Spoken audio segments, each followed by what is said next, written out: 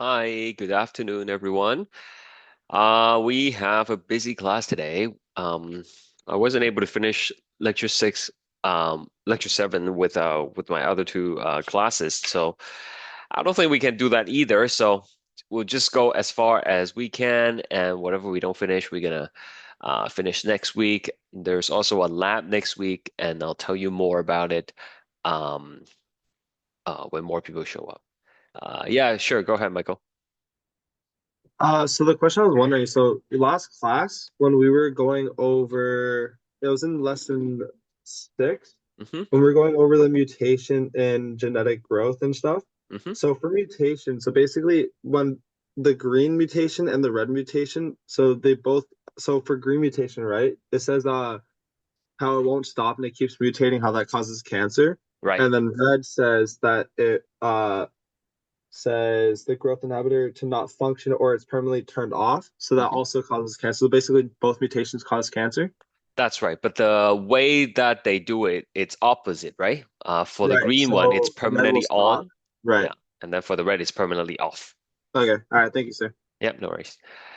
All right, so let's dive right into it. This example is from the PowerPoint slide, and we talked about transcription at the end of last class, where we are using one strand of a DNA to build the messenger RNA. And the strand we are building off of is called the template strand. Right, so let me just quickly show you the note from last class again, just to jog your memory a little bit. Right, so we have the coding strand, which actually contains the instruction to make the protein, and that's the copy we want to turn into RNA. But because of the way that the enzyme work, it's not going to be able to copy exactly as it is. It will always give you the complementary base pair.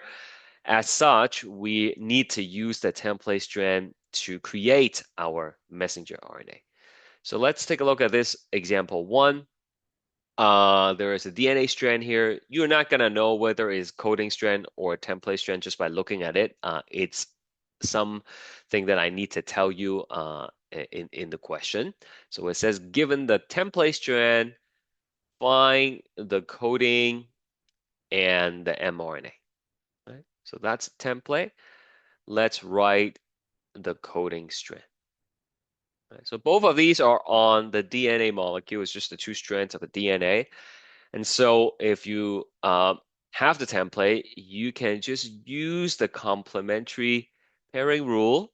A goes with T, C goes with G, and we will be able to come up with a coding strand. Okay, so these two strands are complementary.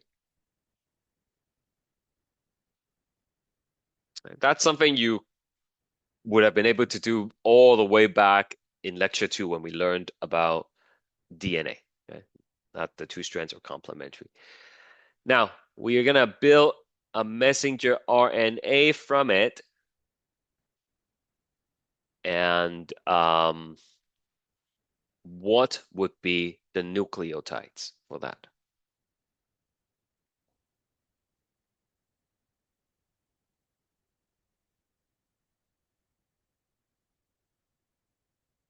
Anybody?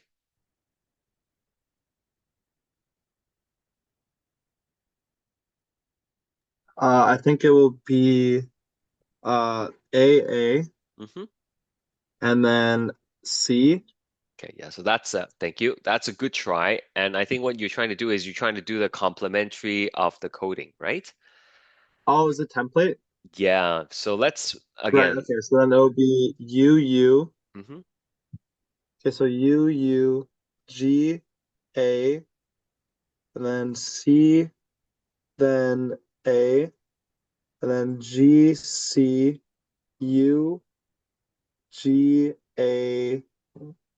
and then U. That's right. That would be correct. Okay, Right. so for the rest of the class, if you're still a little bit unsure, again, look back at this picture. You are creating the strand based off of the template strand, right? So you would be looking at the template strand, and then you would be using the base pairing rule to come up with the messenger RNA. So A pairs with T normally, but then we are building RNA, so that's why it's going to be U, right? So UUG, A, C, A, G, C, U, G, A, U. So the template and the messenger RNA are also complementary. Okay? And remember, I kept on saying, the coding strand is the strand that contains the instruction to make the protein, and that's the strand you want to copy. And so if you compare the coding strand and the mRNA, they are actually identical. They're identical, with the exception that the T's are now turned into U's. Okay? So that's that. Any question?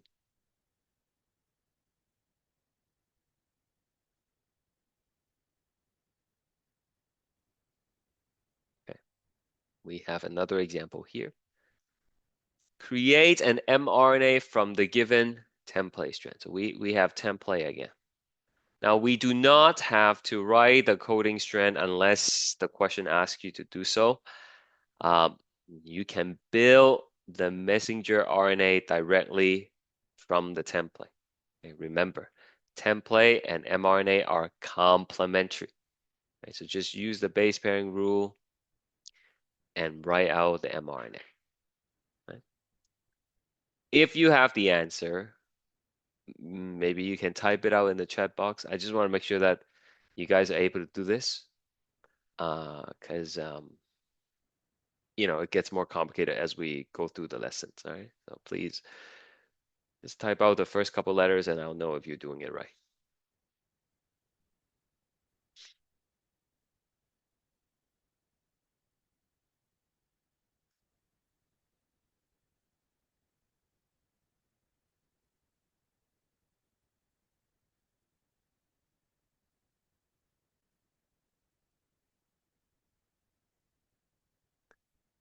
Okay, so we have a couple of input here. Anyone else?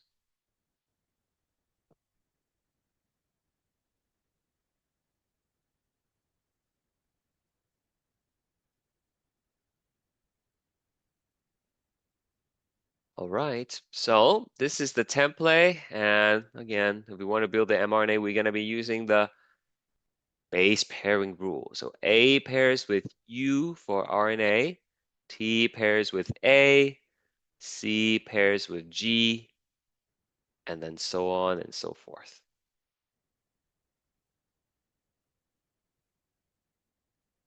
Is that okay? Again, I have a question. yeah, go ahead, please. So basically, when it's mRNA, that's when you use like the U, right? Yes, on RNA, we always use U instead of the T. And then the DNA is just the A. Yeah, so for DNA, A pairs with T, and then C pairs with G, right? Okay. Yeah. But the point is, like, if I give you the template, you have to use the base pairing rule. If I give you the coding, such as the next example, okay, this is the coding strand. This is the strand that contains the instruction to make the protein. What would the mRNA be? Okay, please try again.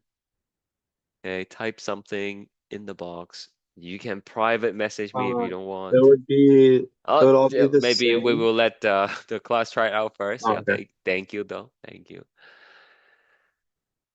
All right, please. Your quiz on this stuff is next week, by the way.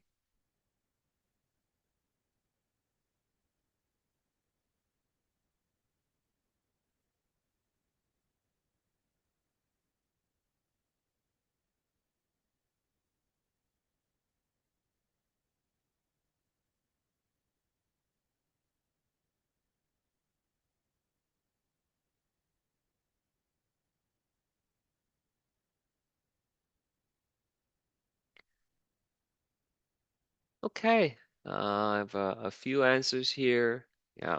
So this is the coding strand, which means when we make the mRNA, it's going to be exactly the same as it, but T is going to become U now. So that would be U, A, G, A, A, U, C, U, A, U, U, A.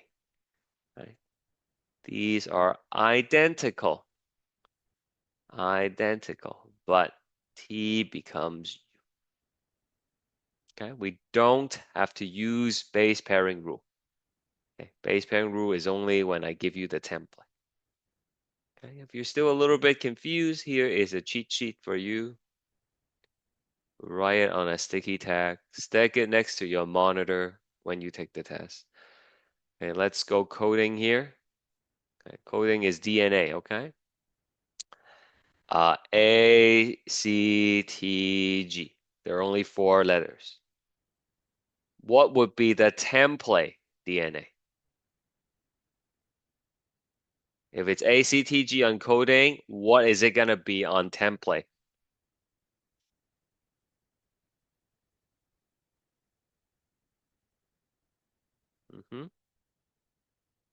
Yeah.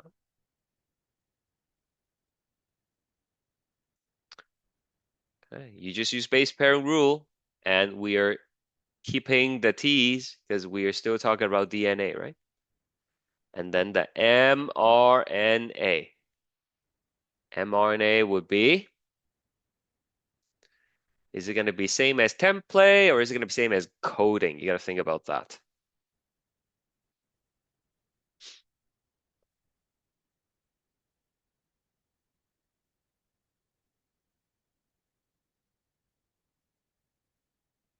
Anyone else wanna give it a try?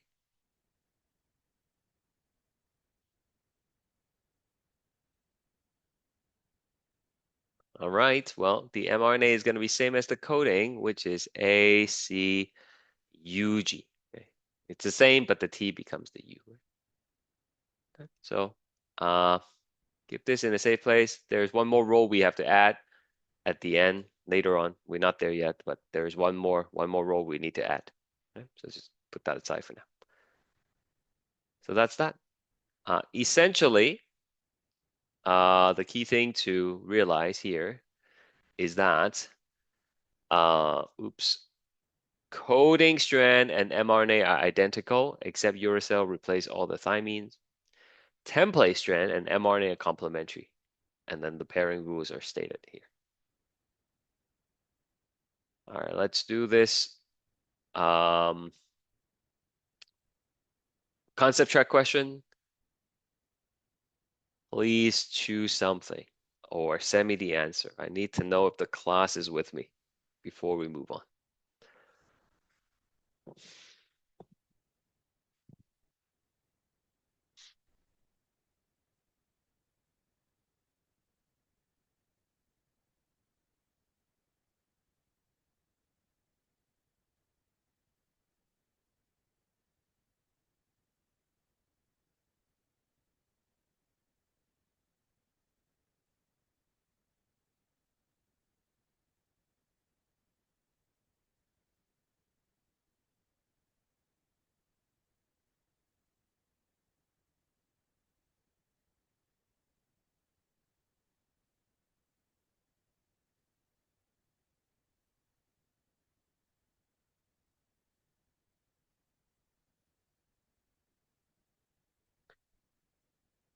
Okay, I'm gonna close the poll soon. Anyone else?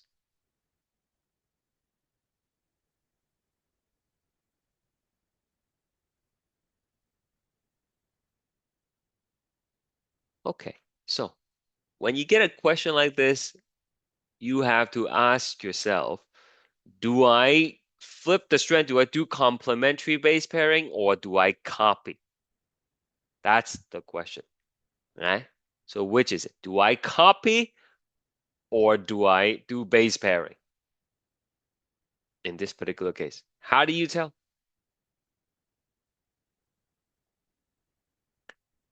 This is template, right?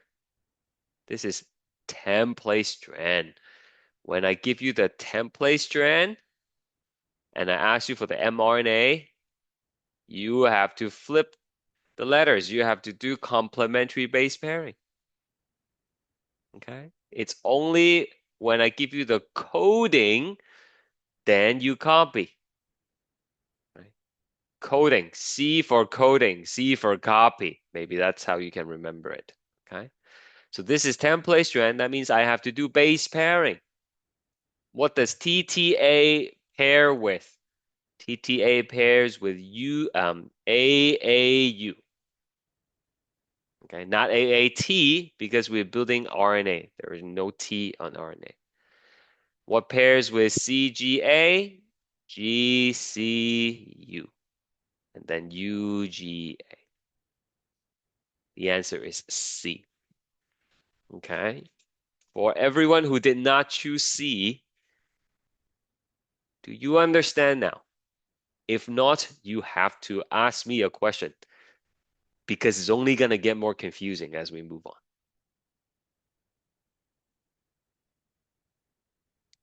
I'll read together.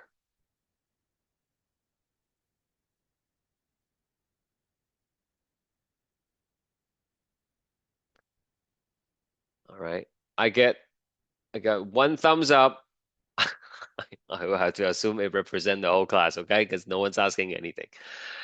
All right. Okay. Oh, when we get coding, then we will copy it. That's right. When I give you the C I for got it now. coding. Okay. If I give Yeah. you this, like you don't copy directly though, right? Like that T Um, has to become U, right? Get mhm. it? Yeah. Yeah, I got it. Good, good, Thank you. good. Yeah, thank you for speaking up. So, different version of a gene is called, this was from last class, okay? So I don't blame you if you don't remember. It's a allele, all right? Genome is all the genetic information, all the DNA in a cell. Okay, locus is location. You don't have to copy this out. You have it in the notes already. Location of the gene.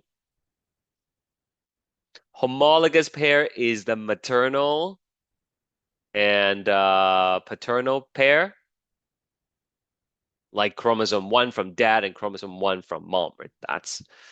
That's a homologous pair. Autosomes is chromosome 1 to 22. Determines everything about you except for the sex. The sex is chromosome 23, okay?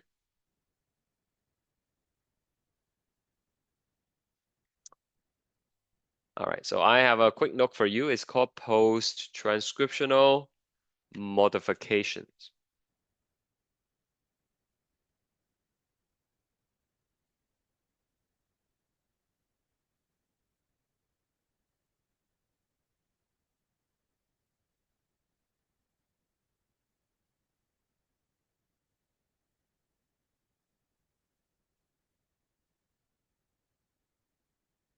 All right, we created the RNA now using transcription, right? So we have DNA. We made a copy in the form of messenger RNA, but it turns out the copy that we just made, it's not really functional yet, okay? And it's a little bit unstable. So we actually call it a pre-mRNA, okay? That's the result of transcription. And of course, that happens in the nucleus. And now what we're going to do is we're going to change the pre-mRNA into RNA. And this is the post-transcriptional modifications.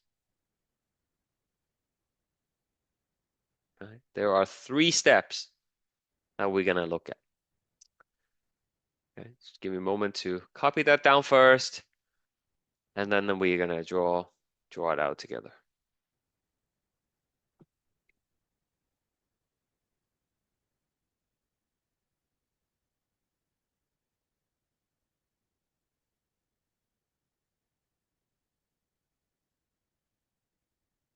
So here we have our pre-mRNA.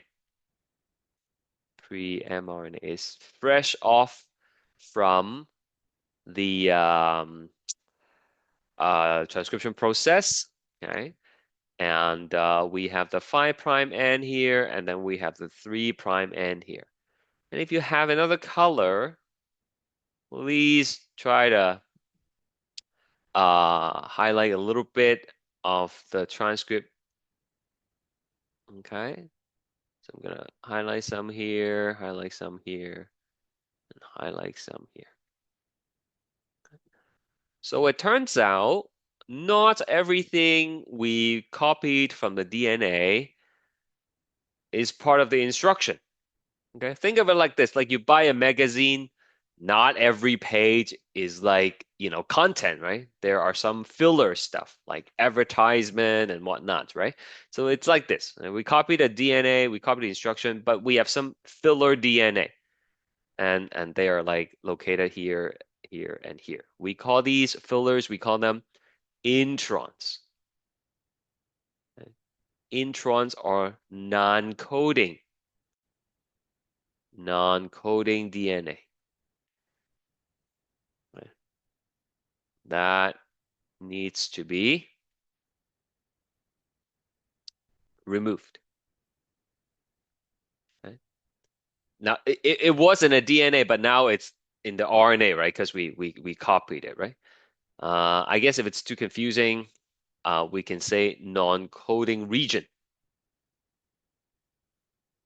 Okay, non-coding regions that need to be removed. And then the actual useful stuff, which is represented here by the light blue, those are the exons. Okay, these are coding regions that will be expressed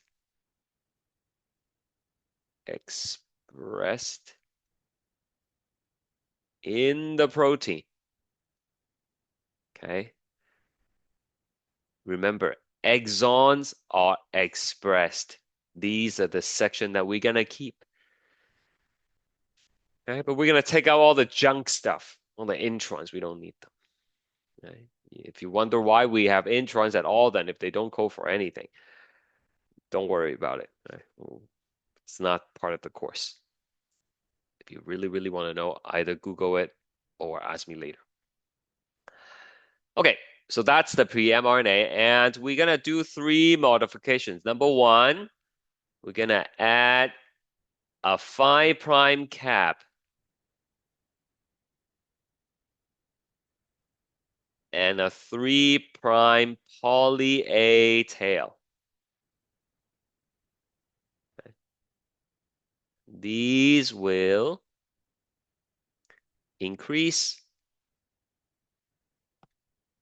the messenger RNA stability. Okay. And number 2, we will remove introns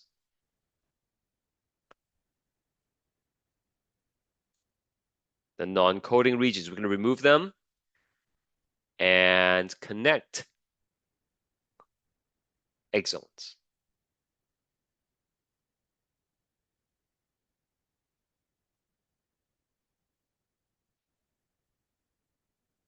So in the end, this is what we'll get.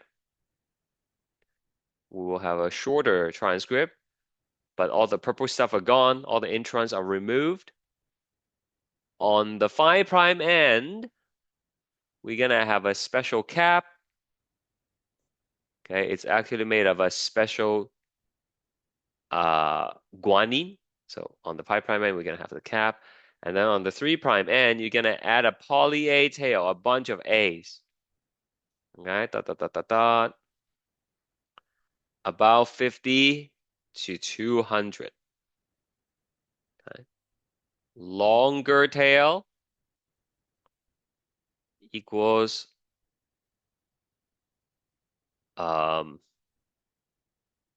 longer lifespan, if you would, for the mRNA. Okay, so if you could just pause copying for a second, let me try to explain this to you.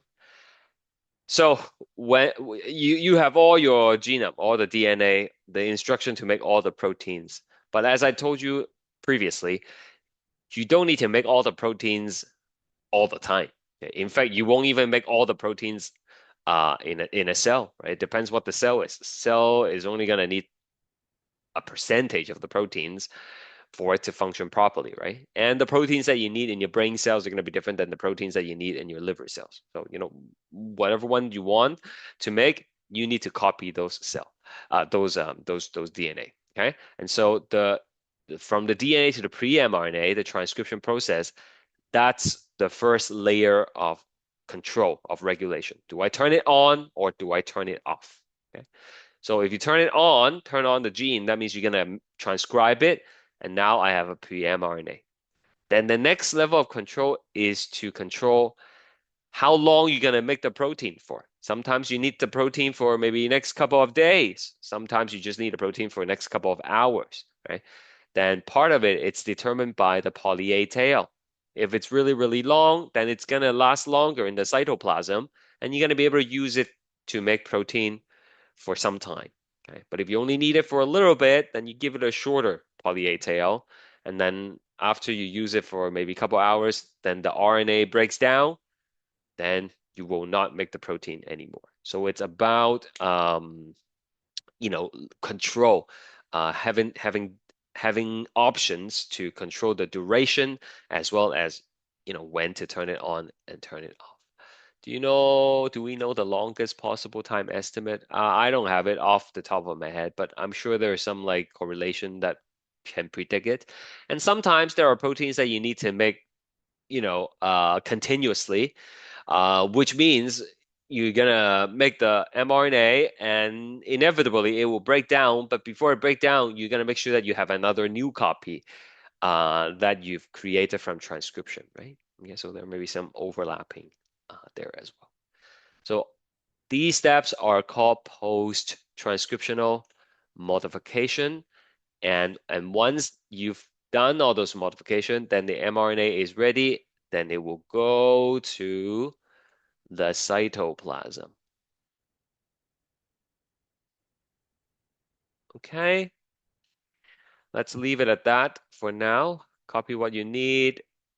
Okay, ask questions if you have. And then we're gonna move on to the meat of today's lesson. Sorry, I just have a curiosity question. Mm-hmm. So, you know how like we're talking about like copying all these like genes and all that kind of stuff? Mm-hmm. So when they get copied and like they like sort of like die out or whatever, does that mean that we don't have like any original DNA copy that we used to have when we were like born because they all like stopped or like all that kind of stuff, or do we still have them? When you say die out, what do you mean? What died out? But like you know how like it stops like well that's also another question. So like you know how we're saying like they get shorter and shorter? Do Oh, they the ever just like telomeres get shorter and disappear? shorter. Yeah, Yeah. okay. So like does like the gene or like whatever we're copying ever die out or does it stay there? No, the gene don't, because of the telomeres, we're not gonna actually lose the actual genes, right? Okay. Because if this whole thing is the DNA, your genes are gonna be here. That's the one gene, that's another gene, maybe that's another gene, and you have like hundreds of genes there. And so, the telomeres are gonna be located at the ends here. And when you divide, you just, chopping off these things, right? You're chopping off these things. You're never actually going to be chopping off the actual gene, you know what I mean? Right? Because your cell will stop it from dividing if the telomeres are too short, right? So the short answer is no, All right, not. so we they get shorter but they don't go away. They don't go away. That's right. Okay, thank you. Yeah. Are we okay, guys? Everybody with me? You're almost there. Yeah, go ahead, Amar, please. How do the introns occur during the transcription phase? Sorry, did you say how? Or How? Oh, okay. So like what the DNA itself, the gene, remember the gene has the promoter and then the terminator and everything in between. So that gene contains both coding and non-coding region. When we do transcription, we copy both of these regions. Okay? So that's why during the post-transcriptional modification, we need to remove them out. Okay, like it's not possible to only copy the coding region, right? You just copy everything and then you edit it after. Is that your question or no? Am I Yes, thank you. okay? Yeah. It's kind of like, I don't know, like I think of, going to my kid's concert or something. You film the whole thing, okay? But then there's a lot of fillers, right? So later on, you can edit it. You take out all the non-important stuff and have the final cut. Right? It's kind of like that. Telomere is non-coding DNA, no? Telomere? Yeah, okay. So I understand. Yeah, telomeres are also non-coding, but it's not related to what we're talking about here. These introns are located within the gene, whereas the telomeres are located at the ends, right? Okay. Okay. So one more time here, guys. Okay. The great question. Let's say this whole thing is a chromosome, okay? Chromosome. You would have the telomeres here. They are non-coding. They are only there to protect the ends, telomeres, okay? And then where are the genes? Okay, so you might have a gene here, you might have a gene here, gene. There are like hundreds of genes throughout the entire chromosomes. Okay, and within the gene, right, you would have the promoter, you would have the terminator, right? This whole thing is a gene. And then in between the promoter and terminator, you would have introns and exons. Does that make sense? Okay. Where are we now? Back to here. So this is an overview of the whole process. It's a good picture to look at to make sure that you understand these things, and it's also good to see that it's actually what I taught you. I'm not making them up. The blue strand here is DNA, and the RNA polymerase have separated the DNA, and you can see here on the top strand, it's being left alone. It's not being used at all. Is the bottom strand that's being used to build the RNA transcript. So in this picture, the bottom strand is the template strand, and then the top strand is the coding strand. Once you build the RNA, it has coding and non-coding stuff. The lighter pink are the introns, and then the darker pink is the exon. So we're going to snip out the introns, okay? Connect the exons, add a 5' cap and a poly A tail, then it's going to be able to go into the cytoplasm, okay? I know on all the diagram, we see that the template strand is at the bottom, but not necessarily. Okay, like up and down, it's just like a arbitrary random reference. Okay, yeah.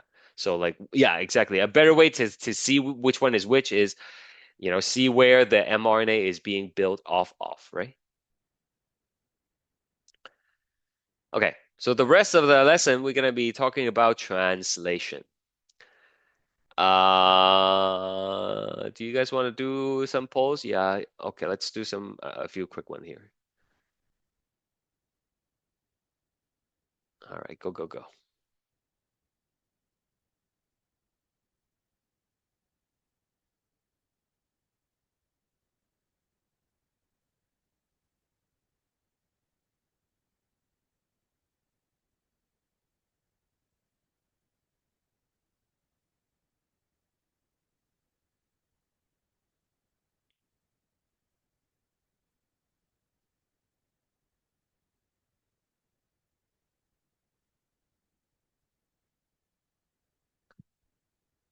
Hey, I'm not gonna spend too much time on these things. So thank you for those who've answered. The answer would be promoter. The beginning of a gene is promoter. Over here, we literally just learned this.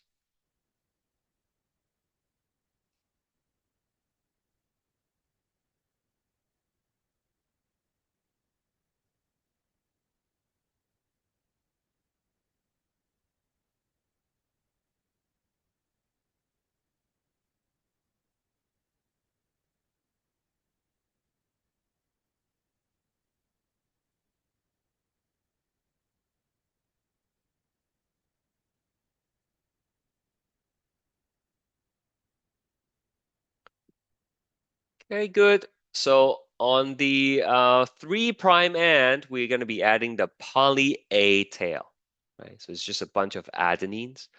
And on the 5' end, we're going to be adding a special G to it to cap it. Okay, last one.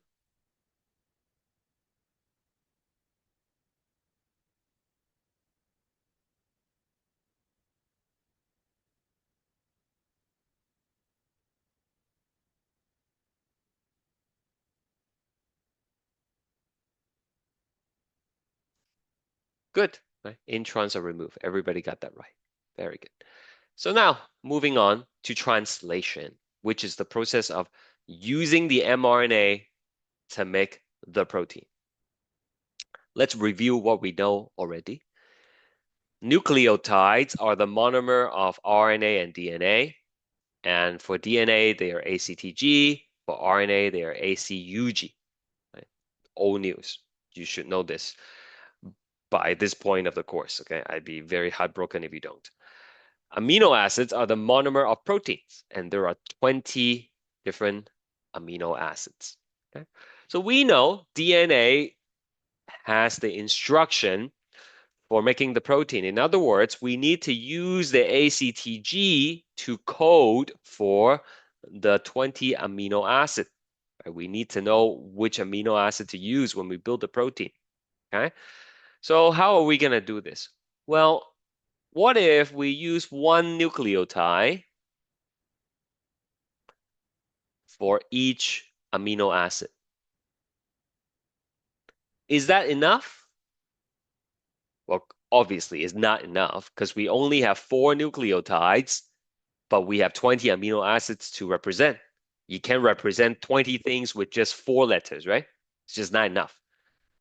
Not enough.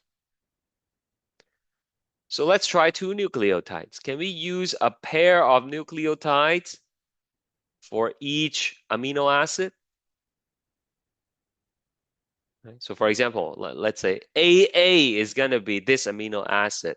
AC is going to be this amino acid, right? TG is going to be that amino acid, so on and so forth, right? How many combinations can we generate with just 2 nucleotides? Anybody?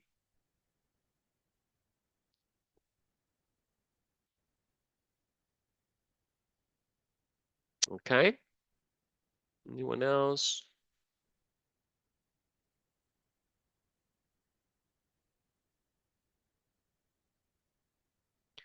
Okay, a little bit of a math lesson here for everyone.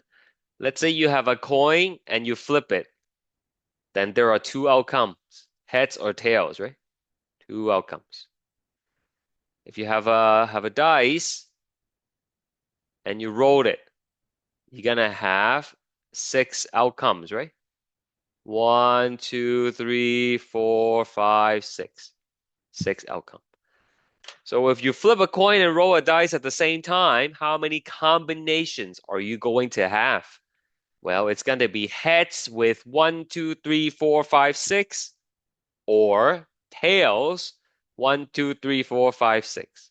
In other words, it is 2 times 6 equals to 12 different combinations. Okay, so whenever you have combinations with other combinations, you always multiply them together to get the total number of combinations, not add them. So if we use 2 nucleotides to represent the amino acid, I have 4 choices for the first blank. It could be A, C, T, or G. I also have 4 choices for the second blank, which is also A, C, T, or G. So if you multiply together, you have 16 combinations. Is that enough to represent all the amino acid? Not enough, because we have 20, right? So what's the next best thing? Well, let's try 3 nucleotides. Okay. How many combinations can we get with 3 nucleotides? Do the math and tell me.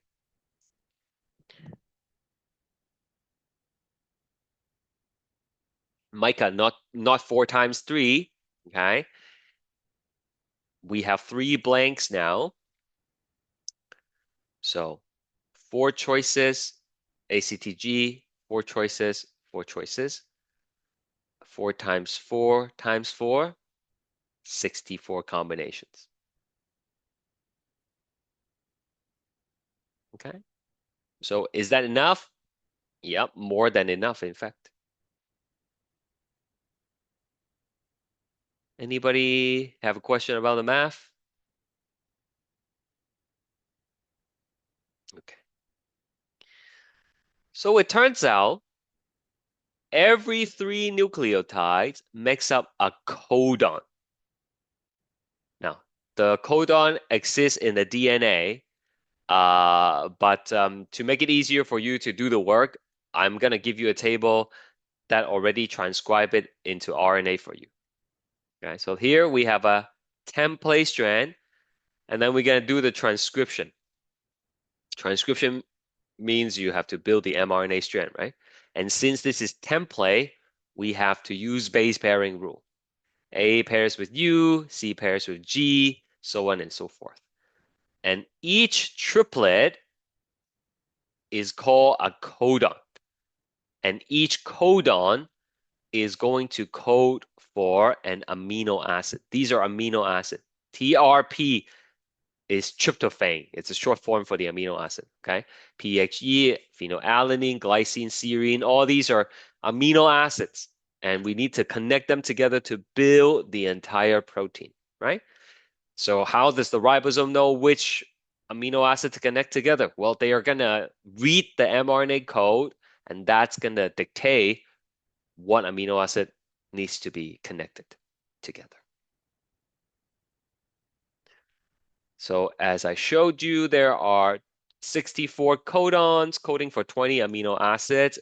Therefore, there are redundancy. Okay? Meaning more than one codon for some amino acid. Okay? Because we have more codons than amino acid. So some amino acid will have multiple codes representing them. And that actually is a protective mechanism against mutation, as we will see later on in the lesson. Not today, probably, like next week. We don't have time today. All right. Just backtrack a little bit, guys. Back to the transcription. How do you know where to start? What marks the beginning of gene again? The promoter, right? Okay. And then the terminator marks the end of the gene. So same situation here. How do we know where to start building the protein? And how do we know where to end? Okay. So the start, the beginning of the protein is going to be a start codon, AUG. Okay, so AUG codes for the amino acid methionine,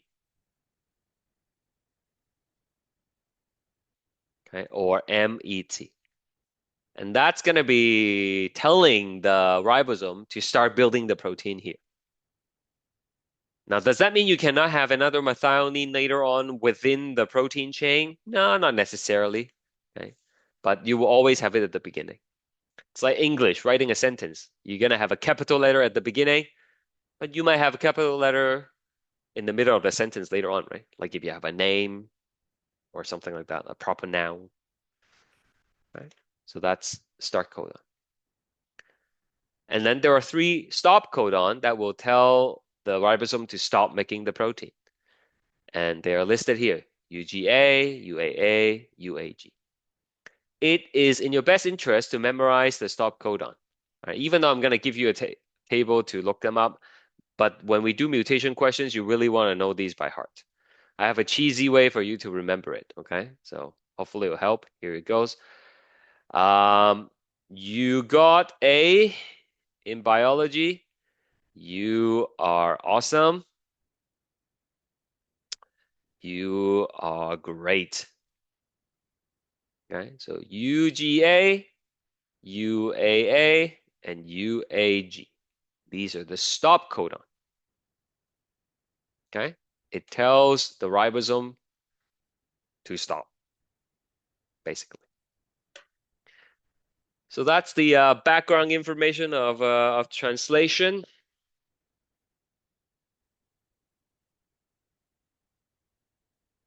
All right, let's solve some problems. All right, just a couple more seconds for you to copy down the stuff, and then we're gonna keep going.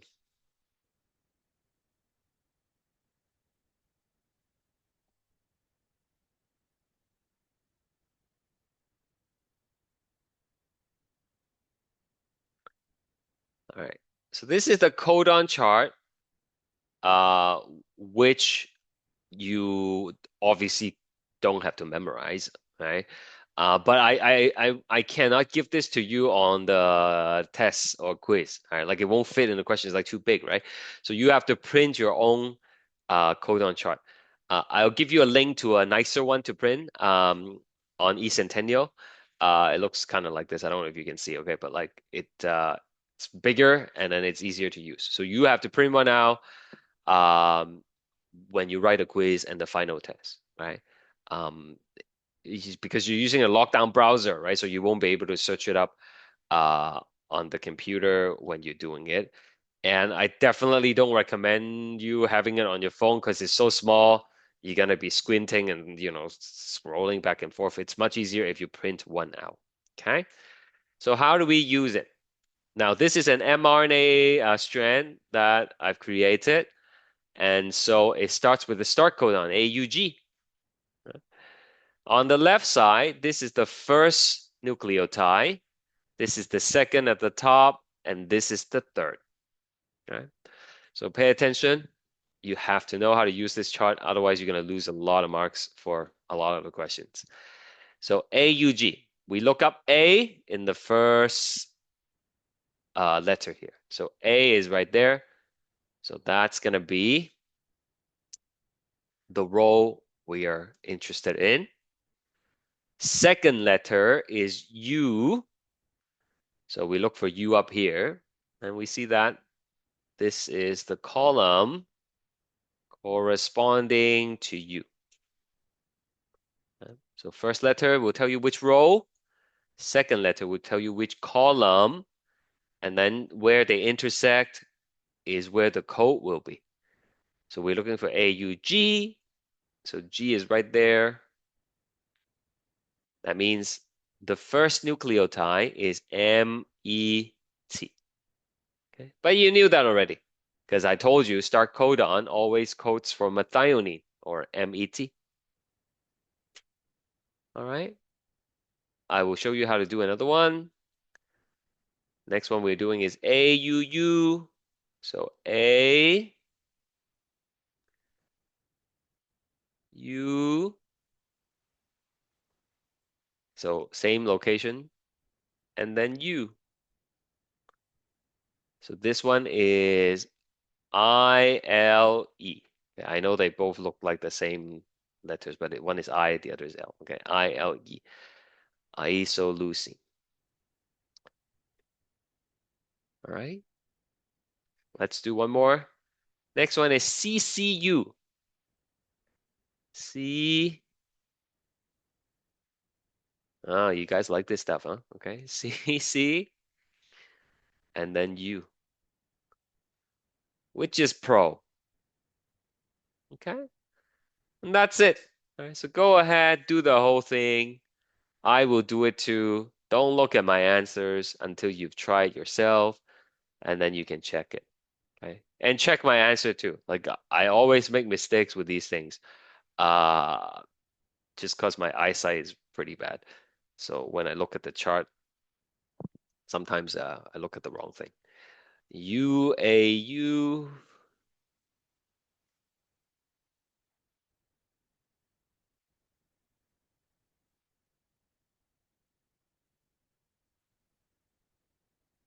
Okay, so please try it out. If you still not sure how to use the chart, please let me know and I will be happy to explain it one more time.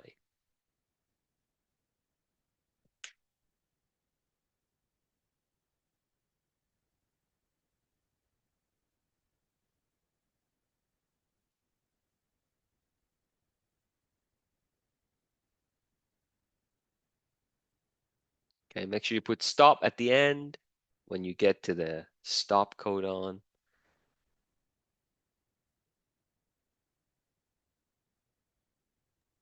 Uh, can I say one? CAU, Yeah, then it's HIS. yes, that's right. CAU. Yeah, C is like this, right? C, Yeah, yeah. A, Mm-hmm. and then U. And U. Okay, yeah. Got it. Very good. Okay, I am going to ask all I want. I'm never gonna get what I want. Okay, I want everybody to answer the poll so I know you can do the table. Okay, you need to know how to do the table, not just for these kind of questions. We're gonna be learning about mutations later on, and you also need to know how to use this table. Okay, so if you are able to, please choose the right answer.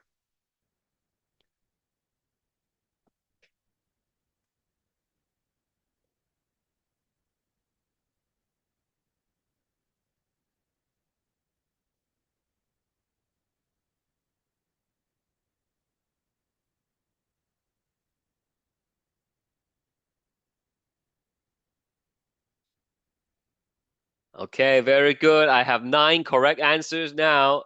Anyone else? I just need 4 more people to answer it.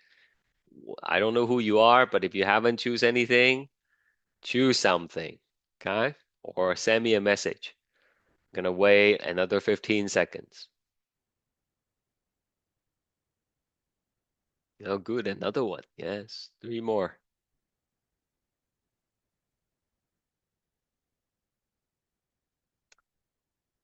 Okay, I think that's as much as many responses I can squeeze out of you guys. Um, Pretty good. Okay. Only a little bit of wrong answer. So let's try this one more time. CGA.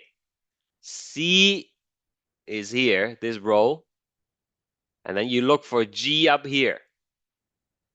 G is right there. Okay, so it's this box. Right? It's this box, and then it's A. So it's ARG. Okay, that's that. I'll post a video afterwards explaining how to do this again if you need to. I mean, obviously you can watch the recordings, but I guess sometimes it's hard to find the part that you want. So I'll have a separate video specifically explaining the codon chart. All right, this question it's challenging, okay? Yeah, people always get it wrong because they didn't read it carefully. Why don't you give it a try? Okay? Why don't you give it a try?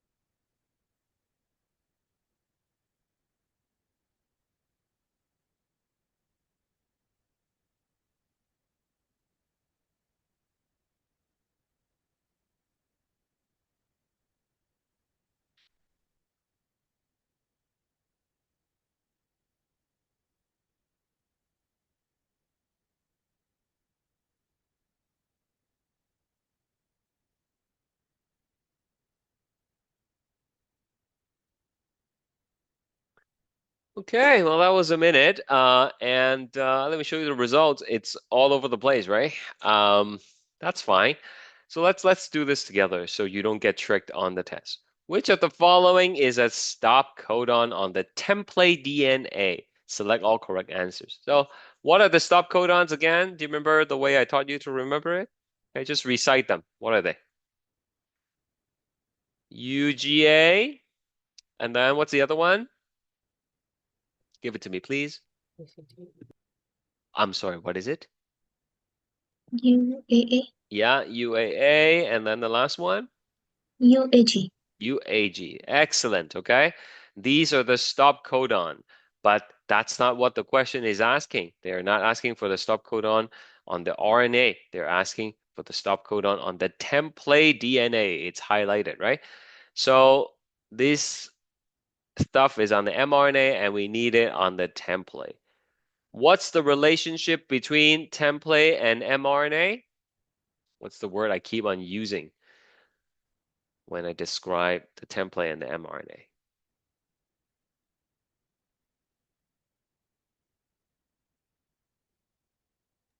Complementary. Yes, that's the word I'm looking for. Very good, complementary. So what's complementary to UGA? Well, it is ACT. What's complementary to UAA? ATT. We're not using U because we are talking about template DNA. DNA has T, not U's. And what's complementary to UAG? ATC. Right? So that's the answer, and that's the answer. Okay? So please read the question carefully on the test and think about it. Okay? And on your own, you should figure out how to do this if I said on the coding DNA. Right? So there are various ways for me to ask you to do that. All right, moving on. I am pretty confident you guys know how to do the table now, so I'm not gonna do this one with you now. You can try it later, okay? And then you can let me know, and I can check your answer. But let's do this one. Actually, let me copy this to the OneNote, so I can post the answer afterwards. Hold on. There we go.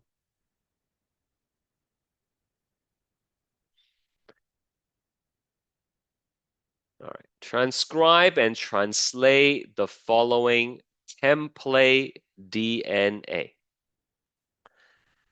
So like I said, if I just give you a strand, there's no way to tell whether it's template or not, or coding, right? So I explicitly tell you it's template.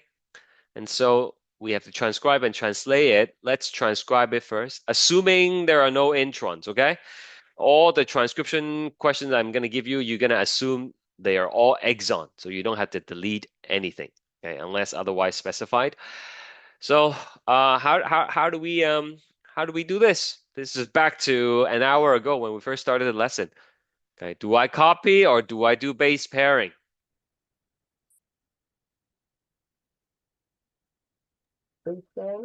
Base pairing, that's right, okay? So go ahead and do that. All right, you do it, and then I'll do it, and then you can, check yours against mine. Okay. If something looks off, let me know. I am not kidding. I always make mistakes when I'm teaching this. So please double check my work.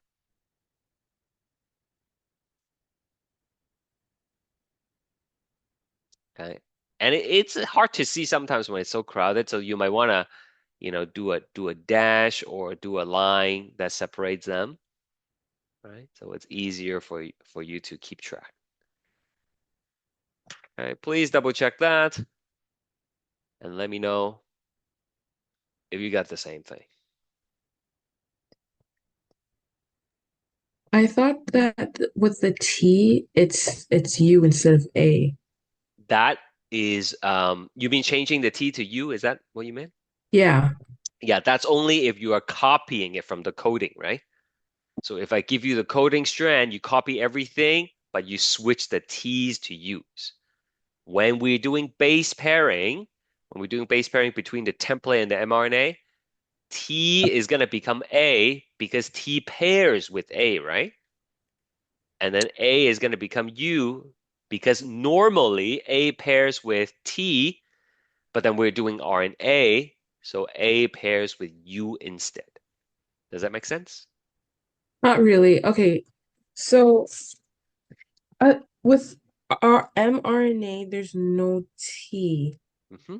but with the DNA or what is the template one, Yeah, there's a T. that's right. Because this is DNA, right? This is DNA. Um, So DNA is going to have T in it. Okay. So what does T pair with? T pairs with A. That's good, right? So that's why when I see the T, I put an A on the mRNA. So far, okay? Yes. Okay. Now, what does A pair with normally? T. That's right. But because we are doing messenger RNA, there are no T available. So where you are supposed to have a T, you have to use a U.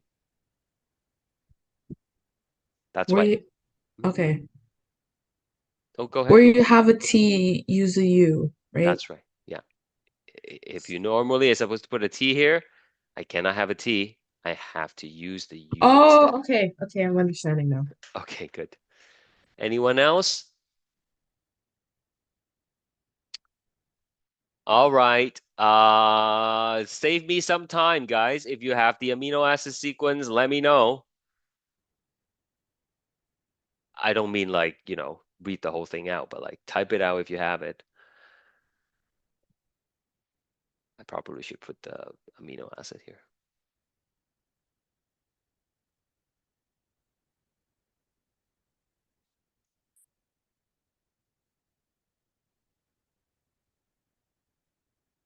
No?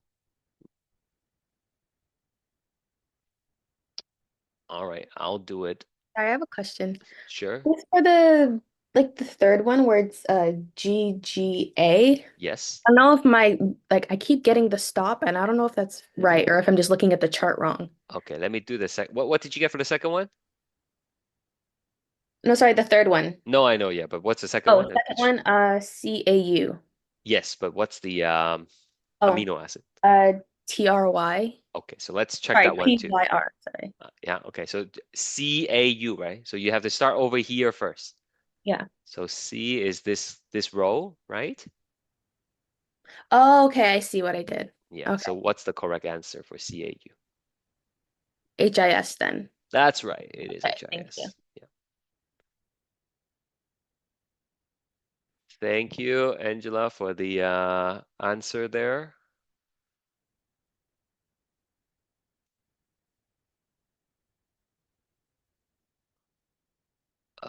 GGA is GLY.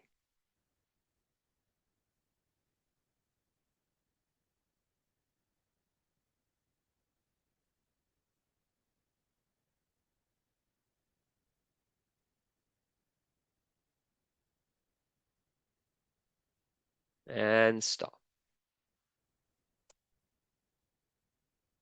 Please check your work with what's on the screen. If you're done example 2, there is always example 3.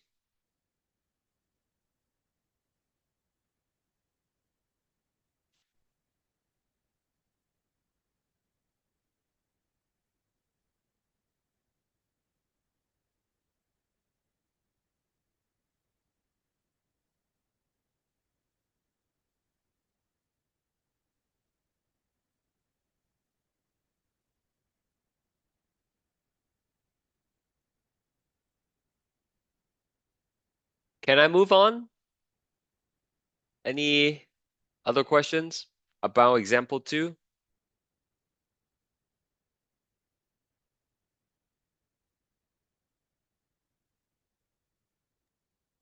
Just one question. So for questions like this, we're supposed to start with the template, then the mRNA, and then we do the amino acid. Yes, but not always the template. Like, for example, in the next question, it says given the coding strand, right? So it depends what I give you. That's the answer. Okay. Yeah. Okay. Now this here is the coding. So when you do the mRNA, what are we supposed to do, guys? How do we get the mRNA? Copy. I'll switch T with you. That's right, you copy and switch T to U, right? You should be very happy when you see the coding strand on the test, because that requires very little work. You just copy, because after all, the coding is the one we want to have a copy of.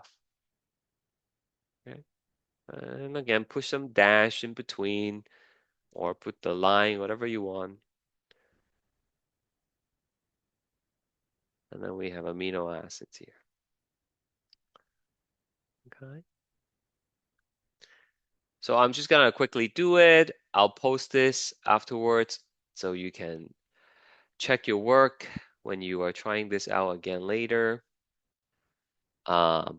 We are running a little bit out of time, so we will have to skip the break today. I'm sorry. I know it's hard to focus without a break. GCA.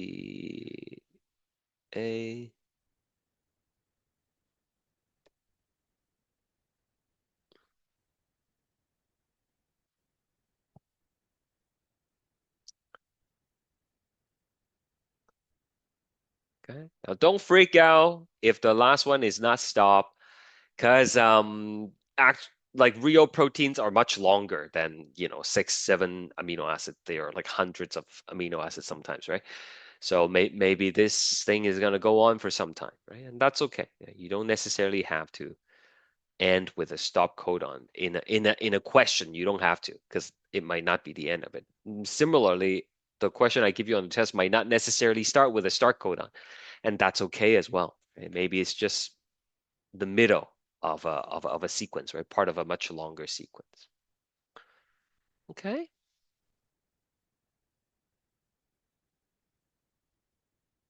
All right, so I'll post this. You can try this out later on. Let's take a look at this one. What's the answer?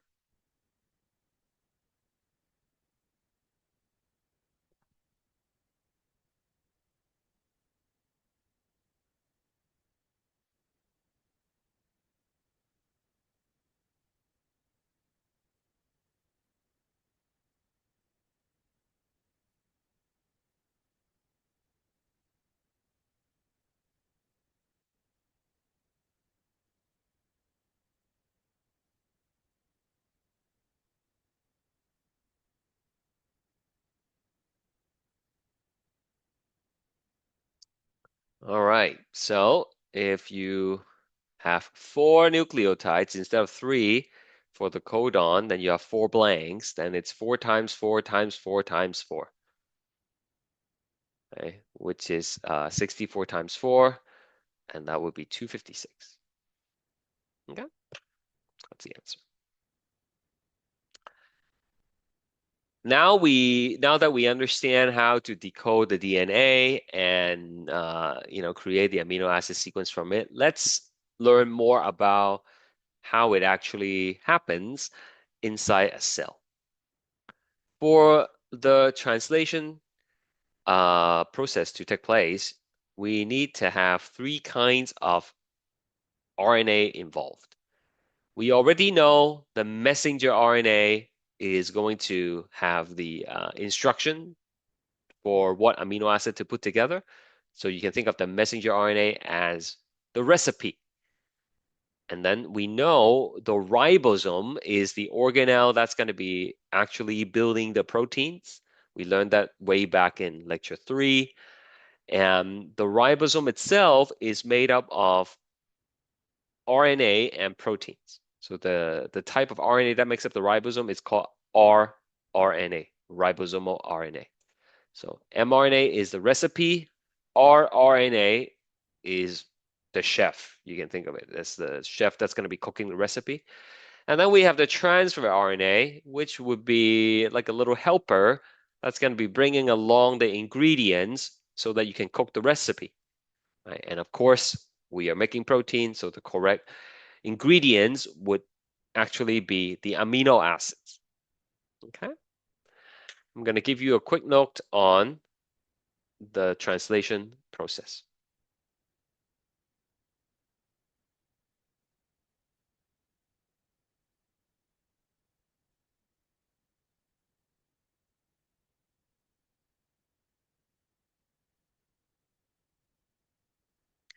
And we're going to start by talking about the tRNA, transfer RNA, okay? Transfer RNA, of course, being an RNA, it's going to be a single strand molecule, and it folds back on itself so that it looks like a clover leaf. And we have a 3' end here, and we have a 5' end right there. I always forget to leave some space. There we go. Now, along the tRNA, you're going to have a few regions where part of the molecule is complementary to another part of the molecule. I'm totally just making these letters up. Right? But when they're complementary at different portions, they actually can fold back on themselves and form these hydrogen bonds. And that's going to be able to help stabilize the shape and the structure of the molecule. Okay, so complementary nucleotides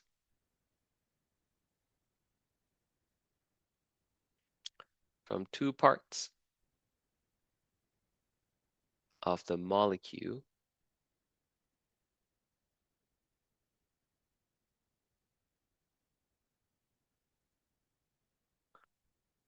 can form hydrogen bonds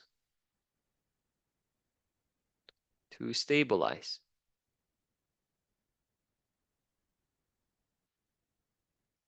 The tRNA shape. Okay. So it's just like a really long piece of RNA like this. Okay, and then it's able to fold back on itself, and it just happens that the different portion have complementary base pair, and it's gonna hold the shape in place. So that's your tRNA. And the function of a tRNA is again to bring the correct amino acid to the ribosome so that you can build the protein. Okay. So on the 3' end, this is where you will have an amino acid.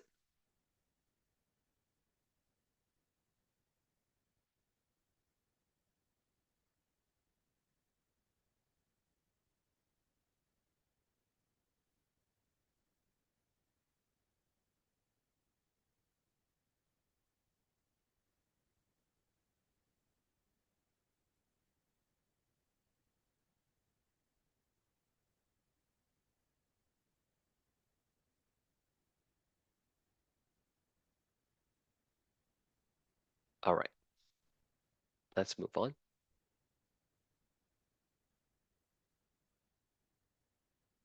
So here we have a messenger RNA, 5' to 3'. I'm gonna put AUG here, UUU, CAC, and then let's do another one, GAU, and then UAA. Okay. Now, just for the sake of the note, I'm gonna translate this and put it at the bottom. Okay, so this is MET, this is PHE, and then CAC is HIS.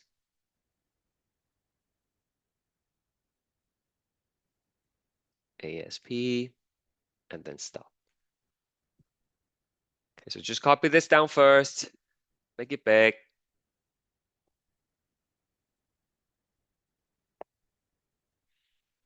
So we have our mRNA transcript fresh off from the post-transcriptional modification. It's in the cytoplasm now. And then we will have the ribosome. The ribosome is going to come. Remember, the ribosome has two parts to it. There is a, bigger top portion, like a burger, right? And then you have like a smaller bottom portion. Right? So this is ribosome.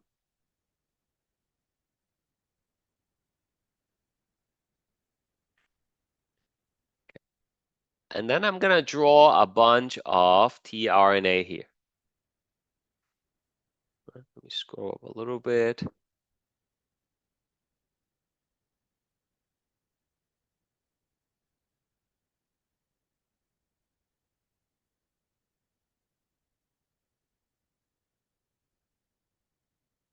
They actually look like this. I kid you not.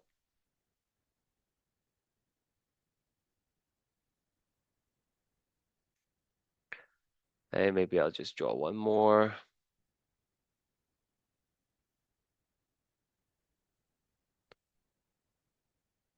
Okay, so I'll put some of these amino acid up here. Okay, there's going to be like a MET here, a PHE, HIS, and then what was the other one? ASP or something? ASP. All right.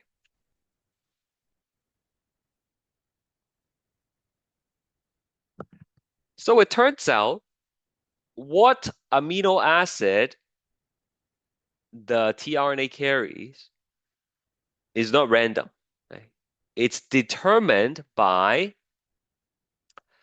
a triplet of nucleotide at the bottom called the anticodon. And so like there's like a CCC here. This is the anticodon. Right? I'll explain. Right? Just copy first and then I'll explain.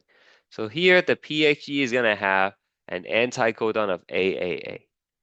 This one's gonna have an anticodon of UAC. This is gonna have an anticodon of GUG, and then this is gonna have an anticodon of CUA. Okay, so the anticodon, which is at the bottom of the tRNA, the whole tRNA is AUGT, of course. Sorry, AUCG, but right at the bottom, there is a special triplet, the anticodon. Okay, this next part is impossible for you to draw. Okay? I'm gonna be moving things, so just watch and then ask questions if you need to. All right, so now we're gonna do translation. We have the ribosome in place. We have the recipe, which is the mRNA, and now we're actually gonna build the protein. All right, so to build the protein, we read the codon. The ribosome reads the codon, AUG.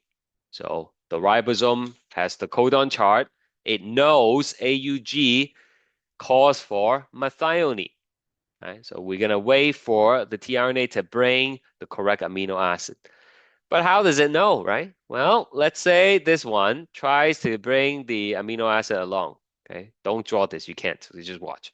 It's gonna come right here, sits right at that spot, and is not going to fit because the anticodon is not complementary to the codon. Right? AUG is not following the base pairing rule with CUA. So this is the wrong amino acid. It's not going to fit. It's just going to like flow away because it's the wrong one. Okay? And then this one is going to come. It's going to sit right there. And is this the right one, guys? It's kind of like a rhetorical question, right? You can see AUG is complementary to UAC. So it fits right there. This is the correct amino acid, and it's going to stay.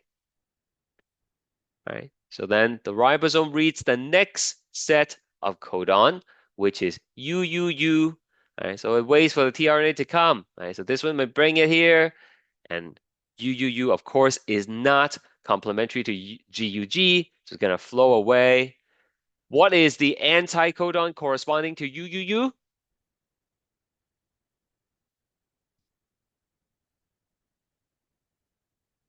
AAA.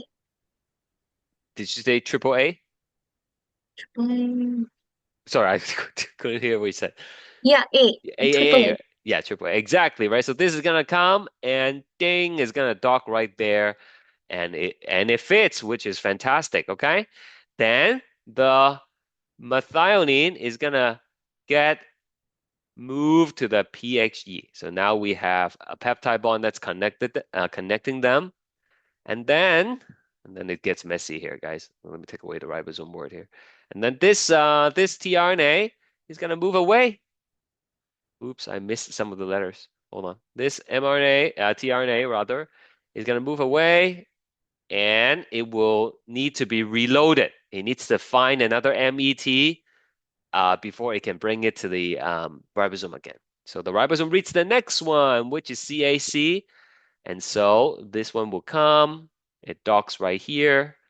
The anticodon and the codon will be complementary. So that's the right one. And then we take the amino acids and then we add it to the next one. And then this one, the tRNA, is empty now. So it will leave the ribosome and then it's going to have to reload. Okay? Then what happens next is the ribosome will move forward. Okay? It will shift forward. All right? Like this. And then now it's going to read the next code, which of course is going to be this guy. Let's come over here. Anticodon and codon are complementary, so it fits. And then these will be transferred onto the next one. So the protein just keeps on growing and growing and growing, right? Until you get to what? When is this going to stop, guys?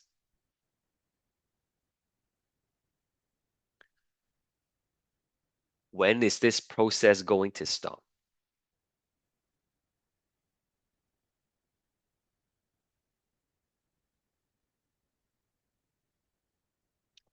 It's going to stop when you get to the stop codon, right? And so if the ribosome shift over one more and we see the stop codon UAA, right? Then it's time to stop.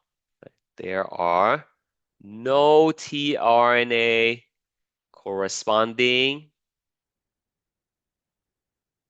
to a stop codon. Okay. Then it's time to stop. You release the protein that you have been growing and it's done. So that's basically the situation here. Okay. So let's go back to here for a second. We have a tRNA here. We have the anticodon CCC. What kind of amino acid is it carrying?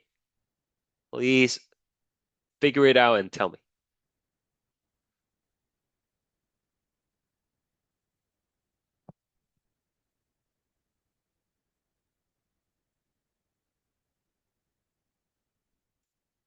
If you missed my question, I am asking about this. What's the amino acid carried by this tRNA?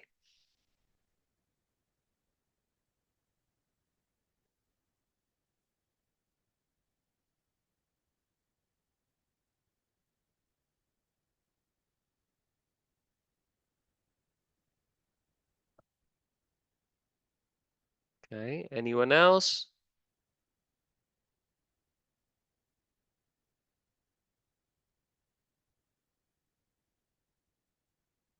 Are you guys confused?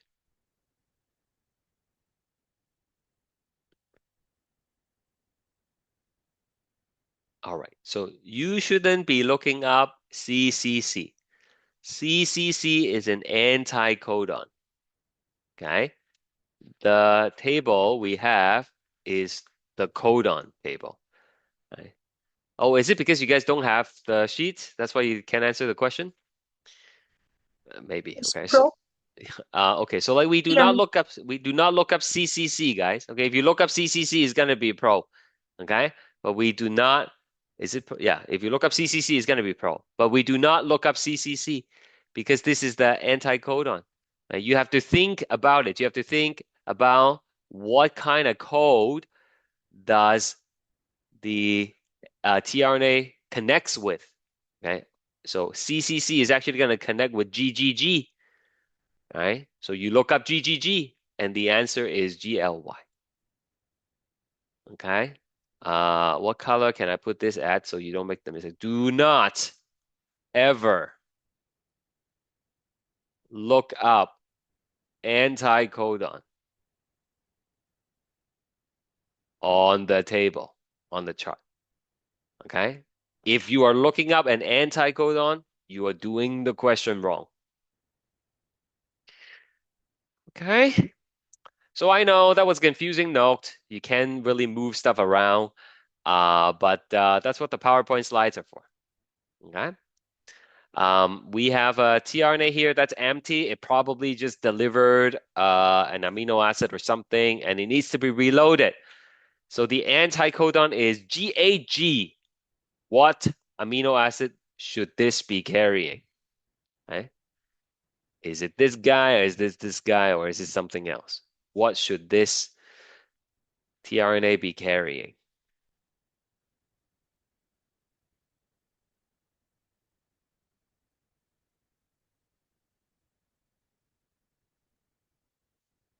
Or tell me what you're supposed to be looking up for. Leu, Leu. That's right, it's supposed to be LEU. Okay, you are gonna look up, you don't look up GAG, you look up CUC.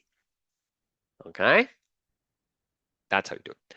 So then there's gonna be an enzyme. Everything has an enzyme, right?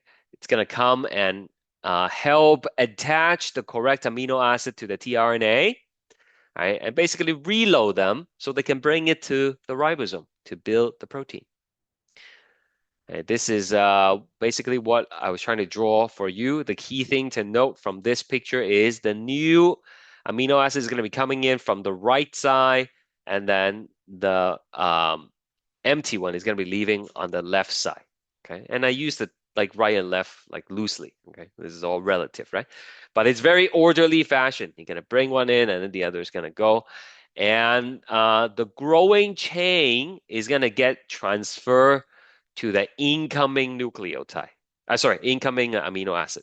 Okay, remember in the picture, I rip off the growing chain and then I stick it onto the new amino acid, right? Yeah, it builds sideways on top. Doesn't really matter. Okay, what matters is it's the growing chain that gets attached onto the incoming amino acid. All right, like a train and its containers. Yeah, kind of. Whatever analogy works for you guys, okay? You think of something that really stick to your head and use that. And then it's gonna keep on going until we get to the stop codon. I'll just read it to you. When the ribosome reaches the stop codon, no tRNA can base pair with the codon on the mRNA. The RNA and the newly synthesized protein are released, and then we are done the process. All right? I'm not going to ask you to explain this on the test, but you have to understand the mechanism, right? To do the questions. Yeah, that's it. All right. We've done this already. You do not look up CUU, right? You look up GAA. And GAA is this one. Okay. That's it for today. Don't go yet, okay? Please stay. I have a few other things to tell you. Mutation is difficult, even more difficult than today's. You need to have a codon chart with you next class to do the mutation. So if you haven't printed one out, please print it out. I'll give you a link to a nice one to print in the announcement. Okay, so a couple of things before we go today. Next week is very busy for you guys. Hold on, I'm just opening up the schedule for you to see. Next week you're supposed to have a quiz on Tuesday, and then you're supposed to have the lab due on Thursday, okay? But we haven't finished lecture 7 yet, so you cannot have the quiz, right?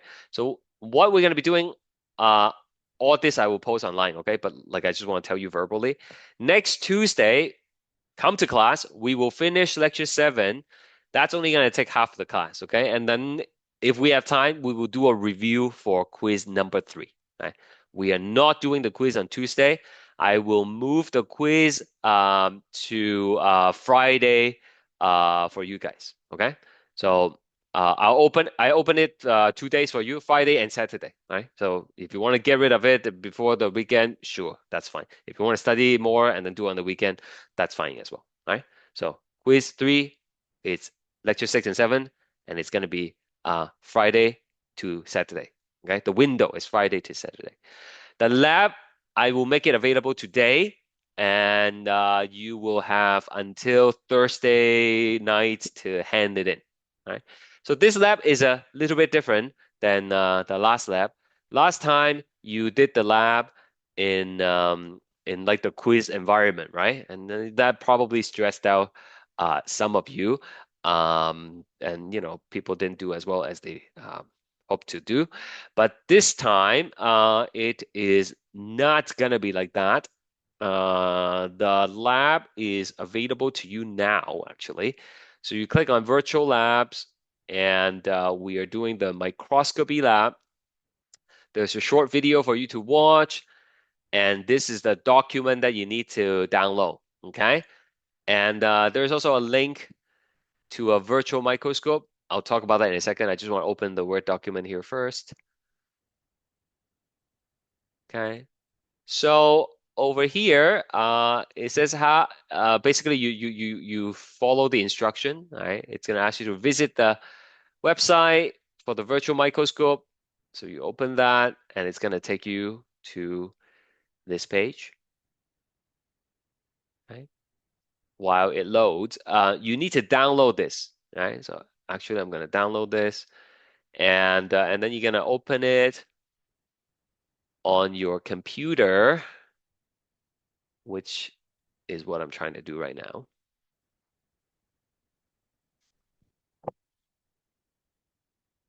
I will give you a link to these things, right, in the announcement. Hold on, it's coming, it's coming.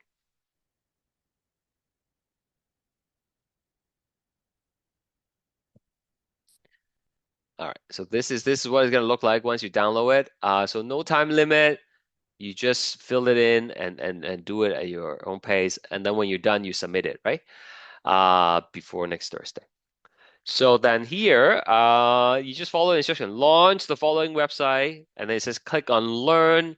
Click on the question mark within outline area to investigate microscope parts, and that's what you're gonna do. You're gonna go to the website.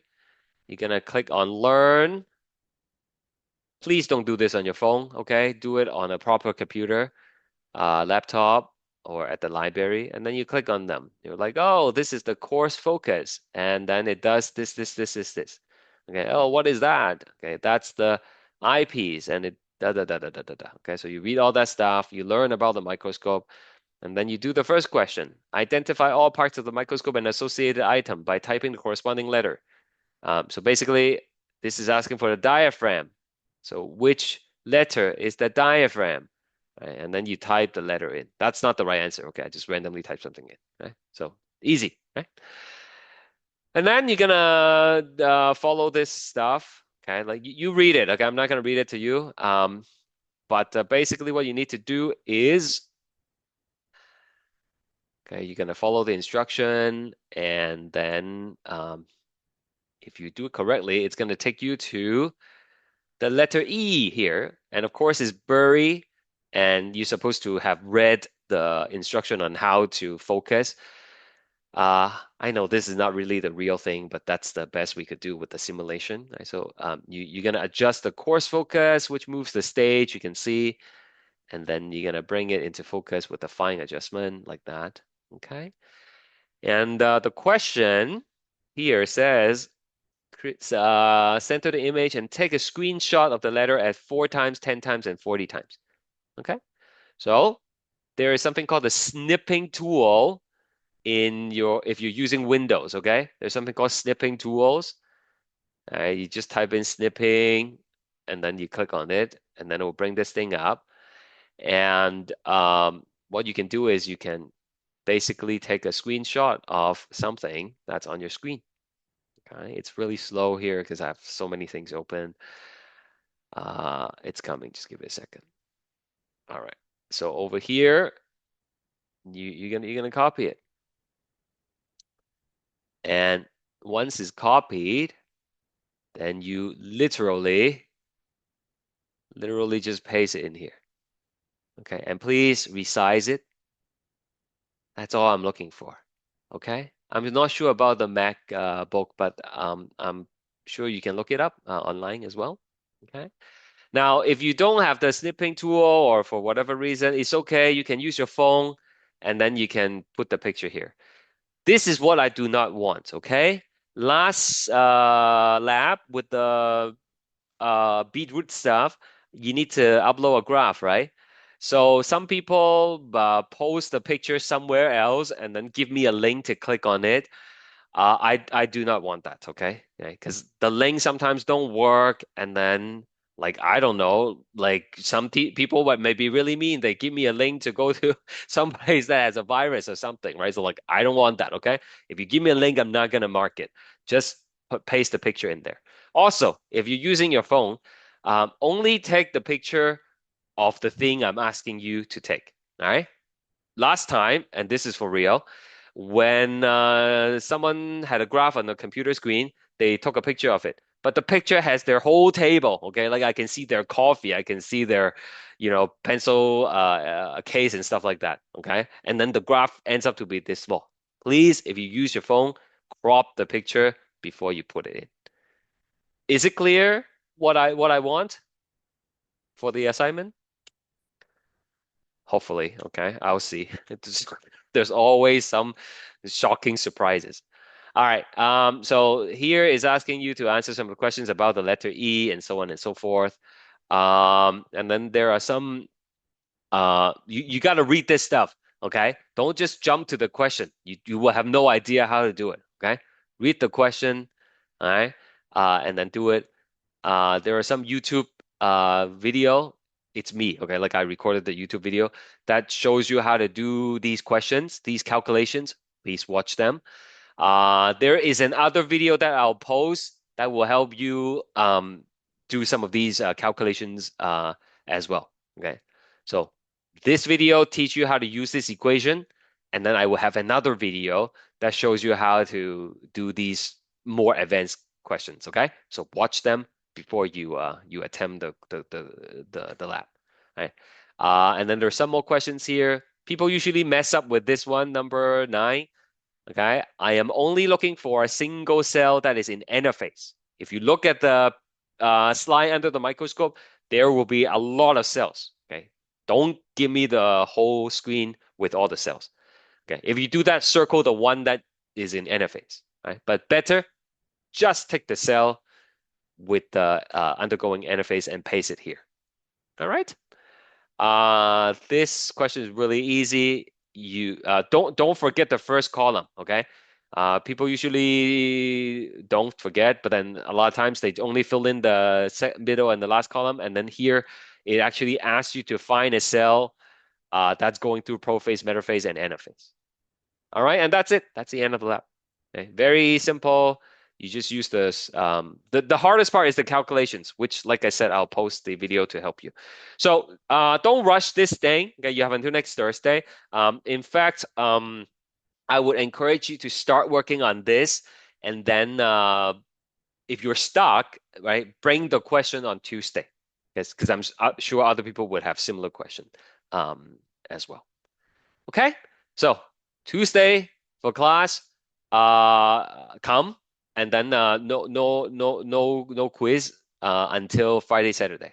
Okay. Microscope lab due next Thursday. Yes, go ahead, Michael. So in our lecture, in our lesson, right? Yeah. We were talking about the modifications, and you said 3, but we only wrote down 2 modifications. So I was wondering if there is a Oh third. yeah, yes. I kind of put 1 and 2 together because like adding the 5' cap and the 3' tail, that's like 2 things, right? Yeah. Good catch. Good catch. Yeah. Okay, that's it, guys. Thank you. Enjoy the rest of your week. See you all on Tuesday. Bye-bye.